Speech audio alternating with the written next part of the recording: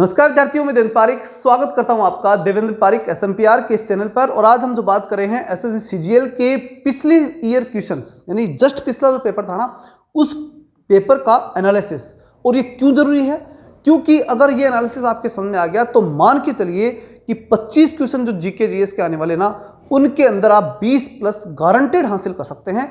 चीज क्या है, ध्यान से देखना। सबसे पहली बात, स्टैटिक के क्वेश्चन पिछली बार कितने आए थे? देखिए, एक प्रश्न खेल का था, एक त्योहार का और एक शास्त्रीय संगीत का। तीन प्रमुख रूप से स्टैटिक के रूप में थे। स्टैटिक का मतलब इतना ही समझो, जो किसी भाग में हम नहीं जोड़ सकते वो स्टैटिक है। ठीक है, विशेष रूप से लुसेंट वाली किताब आती है ना, नीली वाली, उसमें आखिरी में दे रखे होते हैं। ये से मान लो पुराने समय से चली आ रही वो किताब, तो उसके आखिरी में ये होते हैं, उनको स्टैटिक बोल देते हैं हम। यही होता है। अगली बात आती है करंट की। अच्छा देखो, एक बात महत्वपूर्ण क्या हुई कि आजकल जो किताबें छप रही में मोटे मोटे अक्षरों में ऊपर ऊपर लिखा होता है स्टैटिक जीके। अरे भैया, स्टैटिक का मतलब इतना सही होता है, और उसमें तीन ही चीजें आई हैं।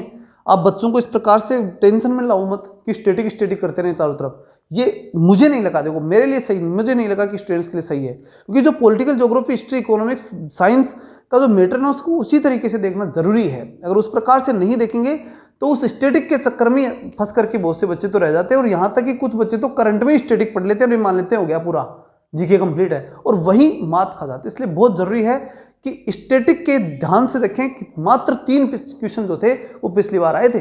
अगली बात करंट। जब करंट की हम बात करते हैं तो ये प्रश्न आपके सामने पिछली बार थे। देखो कौन कौन से थे। पर्यटन बोर्ड का अध्यक्ष था, केरल की परियोजना थी, एक राजस्थान की ऊंट विकास नीति के बारे में पूछा गया था, एक संगीत के बारे में पूछा गया था। अच्छा, इनके अलावा 2 क्वेश्चन दिवस के पूछे गए थे, वो इसमें मैंने लिखे नहीं है।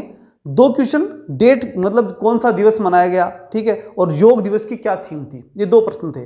तो मुझे एक बात बताओ, ये तो आप डेली रूटीन के अंदर जो दिवस याद रखो, चाहे उन्हें करंट में मान लो, ठीक है, या फिर आप उनको एक दिवस के रूप में अलग चैप्टर करके पढ़ो, क्योंकि 2 प्रश्न या 1 प्रश्न पक्का दिवस का आएगा। तो वो एक अलग ही प्रश्न होता है कि कौन सा दिवस मनाया गया। तो दिवस तो डेली के आपको ध्यान में रखनी चाहिए, उनकी जो अगर कोई बनाया गया तो उसकी थीम आपको मालूम होनी ही चाहिए। ये प्रश्न पक्का आता है, ये एक प्रश्न पक्का पड़ा है, इसमें वो ज्यादा और भी नहीं आता। दिवस आपको पूरे याद रखने होते हैं। अगली बात है साइंस की। हम जब बात करें तो देखो, केमिस्ट्री के 3 क्वेश्चन आए, फिजिक्स के 2 आए और बॉटनी का 1 क्वेश्चन आया। तो देखो 3 और 2 5 और 1 6 क्वेश्चन किस में आ गए? साइंस में से आ गए। क्या कम थे? अगर एक बार कोई जैसे नया विद्यार्थी है, वो विद्यार्थी आते जब एसएससी की तैयारी शुरू करता है, तो अगर इन चीज़ों को पूरी तरीके से सॉलिडली, जो आगे बताने वाला हूँ, उन चीज़ों को अगर पहले तैयार कर लेना तो आगे जाकर उससे सिर्फ करंट ही पढ़ना पड़ेगा। फिर उसको ज़्यादा टेंशन की जरूरत नहीं है। तो पहले इस पर फोकस कीजिए, ये सफलता की कुंजी है। लोग आजकल इसको तो छोड़ रहे हैं और इस पर लगे हुए हैं केवल। और ये दोनों मिलाकर के अब देख लो कितने क्वेश्चन हुए। 3 तो ये हो गए, 4 5 6 और 7, केवल 7 क्वेश्चनों से नंबर बैठेगा क्या? 25 में से 7 ही तो आप कवर कर पाए करंट और उसके माध्यम से, और बाकी तो सारा रह गया मामला। और 2 अगर डेट के मान लो तो वो तो डेट तो वैसे भी पढ़नी होती है, 8 9 मान लो, और बाकी तो सारा पड़ा है मामला। तो इसलिए इसको पढ़ना जरूरी है। इसलिए साइंस के तो कितने हुए साइंस में? 3 2 और 1, 3 2 5 और 1 6 क्वेश्चन हो गए। अब हम बात करें हिस्ट्री की। तो हिस्ट्री में देखिए, धार्मिक आंदोलन का 1 क्वेश्चन था। दक्षिण भारत के राजवंश में से प्रश्न हमेशा पूछा जाएगा, ध्यान रखना। उत्तर भारत के पूछे जाए चाहे नहीं पूछे जाए, एसएससी का ट्रेंड ये सा, दक्षिण भारत के राजवंश में से प्रश्न पक्का पूछा जाता है। धार्मिक आंदोलन, दक्षिण राजवंश आ गया। ब्रह्म समाज और आर्य समाज, उन दोनों में से एक प्रश्न पक्का पूछ लेगा। ब्रह्म समाज, आर्य समाज की जानकारी हमेशा होनी चाहिए आपको। हड़प्पा सभ्यता में से प्रश्न हमेशा आएगा। हड़प्पा सभ्यता और वैदिक सभ्यता, इन 2 में से प्रश्न पक्का हमेशा आता रहता है। तो ये फिक्स है और इसी ट्रेंड में चलते हैं। तो हिस्ट्री के क्वेश्चन जो हैं वो कितने आए? 1 2 3 और 4 क्वेश्चन हिस्ट्री के आ गए। ठीक, ज्योग्राफी के अब ये कोई ये गए कि मैं इनसे पढ़ के पार पटक 4 गलत हो गए तो फिर बार हो गया वो, ठीक है ना। अगली बात, ज्योग्राफी, परिवहन और अपर्दन की हम बात कर सकते हैं। 2 क्वेश्चन ज्योग्राफी के थे। 1 क्वेश्चन इकोनॉमी का, राष्ट्रीय आय को हमेशा तैयार रखो, ये प्रश्न पक्का ही आना है, राष्ट्रीय आय के संबंध में आएगा।